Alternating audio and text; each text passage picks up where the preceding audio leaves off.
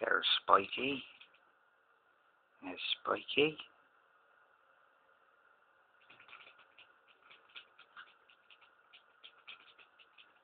Looks like he wants to come out. Okay. You coming out? Coming in? He just hopped out of his cage.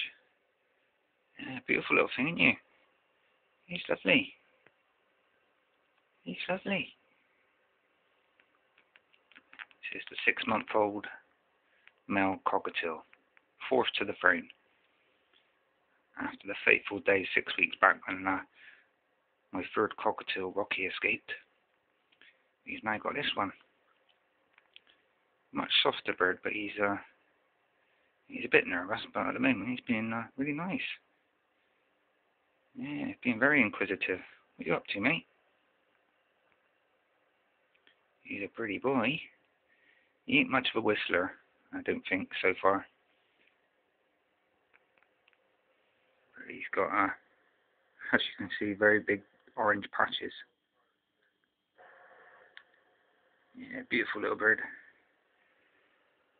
He's almost tame. I'll show you. Step up. Step up. Come on in. There you go. There he is. Spikey.